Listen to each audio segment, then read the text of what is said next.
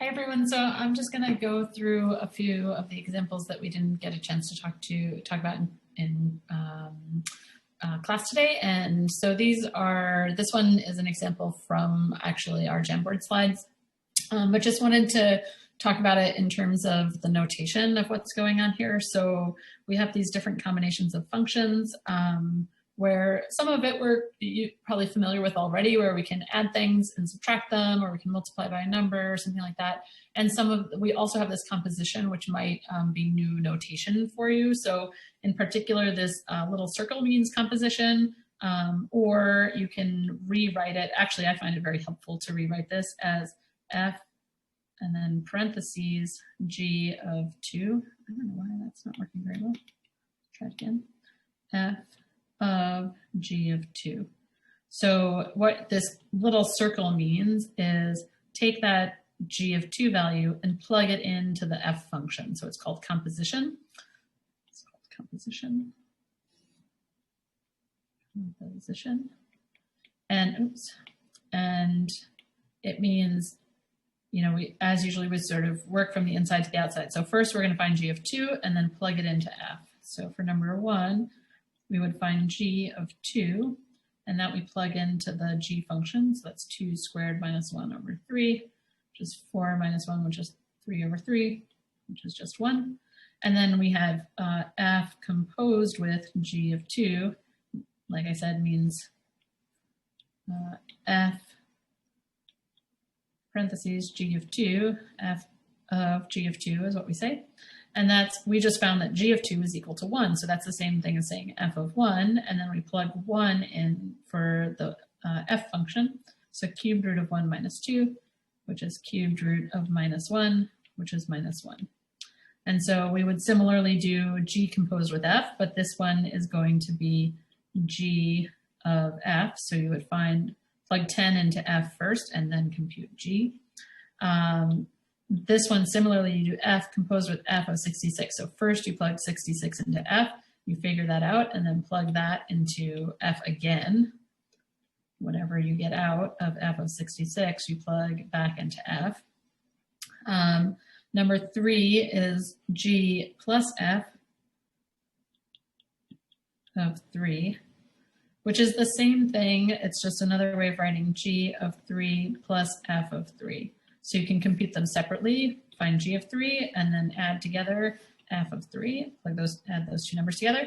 And then this last one, it looks terrible, so we have to, again, pay attention to our parentheses. So this is g of f of 4 minus 11. So you can, if you want, you can go do this on the side. Find what f of 4 is.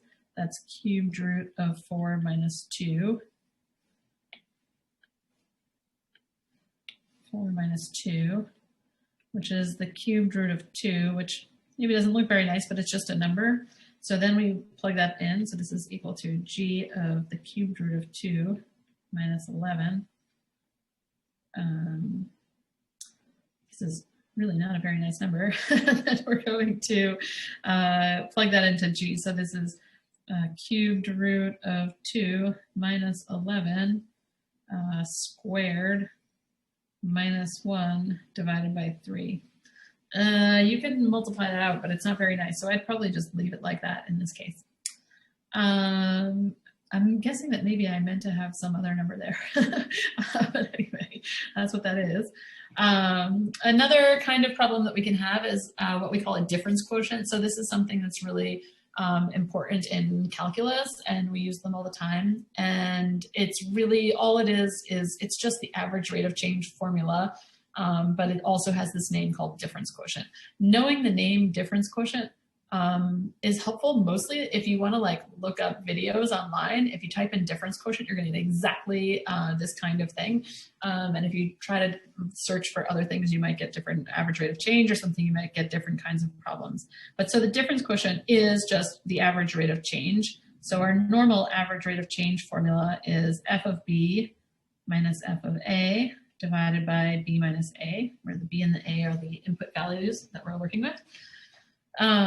It's the average rate of change is also the same as slope. So it's the difference in the y values divided by the difference in the x values. It's called the difference quotient because difference, you're subtracting, quotient you're dividing. So it's a difference quotient is where I got that name.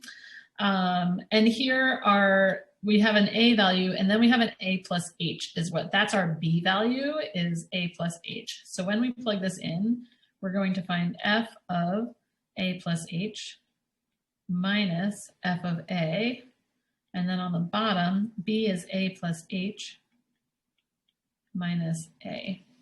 Okay, so that's our sort of basic formula. In the denominator, a minus a is 0, so those just cancel, and we just have an h in the denominator. For our numerator, this f of a plus h and f of a, we have to plug into this formula f of x. Maybe I'm going to rewrite our f of x up here so it looks a little nicer. So our f of x is x divided by x plus 3. Okay. So what we're gonna get fractions divided by fractions. So I'm gonna actually, we have this, I'm gonna pull out my h on the bottom. Maybe I'll rewrite this first. So f of a plus h, so we have to be careful. So you're plugging a plus h into the f. So this function is defined by whatever you give me, I'm gonna take that thing divided by the same thing plus 3. So when I plug a plus h in, I have a plus h in the numerator divided by the same a plus h plus 3 in the denominator. So this whole f of a plus h thing is equal to a plus h divided by a plus h, gets plugged in for the x value, plus 3 in the denominator, minus f of a. So we do the same thing. We put a into the f of x function. We just get a over a plus 3, but we have to plug in a everywhere we have an x. The whole thing gets divided by h, right? From the a plus h minus a over h. Okay, so we have fractions over fractions. This is the same thing as 1 over h times the rest of it. I like to write it out like this just because there's so many fractions going on and it's hard to keep track of. So I like to keep my 1 over h on the outside is just a little bit easier to handle. You can ask yourself why 1 over h is the same as dividing by h. Make sure you understand that. And now in order, so we have to simplify this thing as much as possible. So unfortunately, we can't just leave it like that. So what we're going to do now is we're going to subtract these two fractions. Okay, so in order to subtract two fractions, we have to have the same denominators, and they look pretty similar, a plus h plus 3 and a plus 3, but since we're adding, right, those things that are just different denominators, we can't find any smaller common denominator other than just multiplying them by each other. So our common denominator is going to be a plus h plus 3 multiplied by a plus 3. And in order to get that common denominator, it works the same way it works with our numerical fractions, right? Which is why we had that first prerequisite outcome of working with fractions, because we're doing the same exact process. So here, in order to get a common denominator, I have to multiply this first term by a plus 3 over a plus 3, which is just a fancy form of 1, and I have to multiply this one by this whole thing, a plus h plus 3 divided by a plus h plus 3. So I'm going to need more space. So this is equal to, the 1 over h just hangs out on the outside. This one is a plus h divided by a plus h plus 3, and I'm multiplying by a plus 3 over a plus 3. It's the same, this thing is just anything divided by itself is 1, so we haven't changed anything because we're multiplying this by 1. Same thing over here, so we have minus a over a plus 3. The parentheses are here are really important. We're multiplying the whole thing by a plus h plus 3 over a plus h plus 3, which again is a fancy form of 1, right? Anything divided by itself, but it's going to give us the same denominator, and that's what allows us to add, or in this case, subtract the numerators. So this is 1 over h times, the denominator is a plus 3 times a plus h plus 3. And then in order to do anything with this, to subtract these numerators, we'll FOIL out this, a plus h times a plus 3. So we're going to FOIL that, so that's a squared. First, the outer is 3a plus 3a. The inner is plus h times a. And then the last is plus 3h. And then here, over here, we have the a times a plus h plus 3, you have to distribute. So a times a is a squared, plus AH plus 3A, and we're subtracting all of them. This minus sign also gets distributed, so be really careful about that. So we have minus A squared minus AH minus 3A. And now we have some nice cancellation, right? So A squared minus A squared is 0, 3A minus 3A is 0, and AH minus AH is 0. So we're just left with a 3H in the numerator. So this is 1 over H times 3H over A plus 3 times A plus H plus 3. And now, because we're multiplying 3 times H and we're multiplying 1 over H, the H's cancel. And our final answer is 3 over A plus 3 times A plus H plus 3. Okay, so to sort of recap, there are a couple of things here that I want us to pay attention to. So one of them is, well, first of all, the first step is just writing down this formula, which is already a lot of work and is hard if we're not used to doing this and using our functions in this way. So I'm plugging this whole A plus H in everywhere there's an X. So that one we have to pay attention to. Pay attention to this whole format. Again, I like to pull the 1 over H out when we're working with fractions here because it just is too confusing. But you can do that, just make sure it stays in, hangs out here. We add together our fractions the same way you do with numbers, but now it's with polynomials, so it's a little harder. And then the next thing I want us to pay attention to is that we have these sort of two cancellations. So here we have, oops, I lost my parentheses. In this step, we have addition, subtraction, cancellation.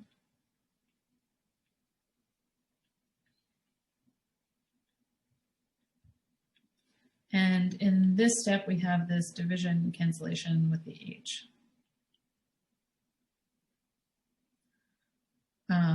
We can't cancel this H until we get down to this step where we're multiplying the H in the numerator, and we can cancel it. But that's what we're trying to do. So when it says simplify it as much as possible, our goal is to cancel out that H if we can. And the way we're going to be able to cancel out that H is by first doing all this addition, subtraction, cancellation. So if you're trying to do this addition and subtraction cancellation and you get down here and you're like 3H plus 7 so that we can't cancel that H, then go back and check your work up here, right? Maybe you multiplied these things out wrong. Maybe you forgot to subtract, to distribute your negative sign. So you should be able to cancel that H in the end. And then another point I wanted to make is that sometimes people multiply this part out, right? You can multiply your A plus 3 times A plus H plus 3. It's like an extended FOIL kind of a situation. You have to multiply A times all 3 and the 3 times all 3, right? Terms, but there's no reason to. So one of the things with math is, you know, sometimes you want to do it, sometimes you want to multiply it out, sometimes you want it factored. In this case, it doesn't matter. They're both fine. So why bother, right? So we can just leave it like this. So, so this is sort of the simplest form we can get. Okay. We have another kind of problem here, which is solving rational equations. So this was slide 10 from our Jamboard today. So what we're doing, just like when we were solving polynomial equations, we're trying to solve the rational equation, which means we're trying to find the x values that make the left side equal to the right side. So we're trying to find all of the x values that make the left side equal to the right side, right? So if I plugged in, you know, x equals 1, is that going to make the left side equal to the right side, right? Are there any, you know, does that one work? Are there other values? Like what are the solutions to this equation? That's what we're trying to do. In order to solve this, again, we're going to need to combine those fractions together. And so we want to pay attention to this, the denominators. So on the right side, this thing is the same as 3 over x times x minus 2. So this is really nice because our denominator, we have an x and an x minus 2, and here we also have an x and an x minus 2. So there are a couple of ways you can think about doing this. You can think about adding those fractions together first, like we did in the previous problem. Or you can think about, because we have an equal sign and we have an equation, you have two sides to it, then they have to stay balanced, but you can do kind of whatever you want to one side as long as you do the same thing to the other side. And so for me, I'm like, let's get rid of these fractions. So I'm gonna multiply both by x and by x minus 2 so that I can clear all the denominators. So I'm gonna take this thing, 1 over x plus 1 over x minus 2 equals 3 over x times x minus 2. And I'm going to multiply both sides by both x and the factor x minus 2. Do the same thing to the other side. And this is in the numerator. And so on the right side, the whole denominator just cancels. And we just have equals 3. And on the left side, we have to be a little more careful because this distributes across the plus sign. So I have to multiply by this, the x times x minus 2 times the 1 over x, and by the 1 over x minus 2.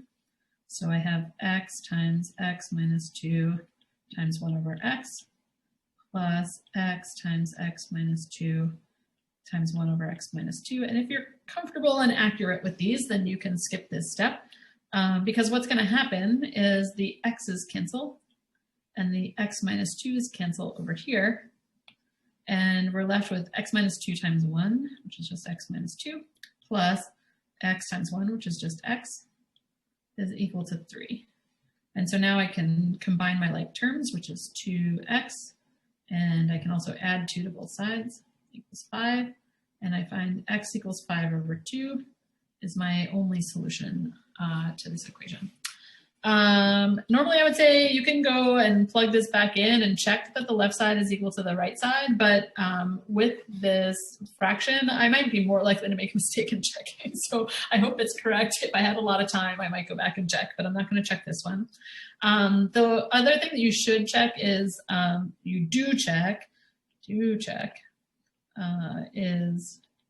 is your answer, x equals 5 over 2, in the domain of the original expression.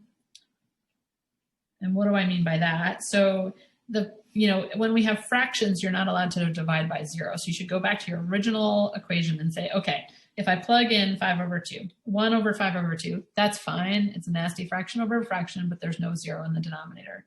5 over 2 minus 2, same thing. It's not going to be equal to 0 in the denominator, so that's fine. And on this side, we also have 5 over 2 times 5 over 2 minus 2. Neither of them is, multiplying a 0 in there. So this one's also fine. So yes, this is fine. But if we had gotten an answer of x equals 0 or x equals 2, we would have to throw it out because it's not in the domain, right? So this is x can't be 0, x can't be 2.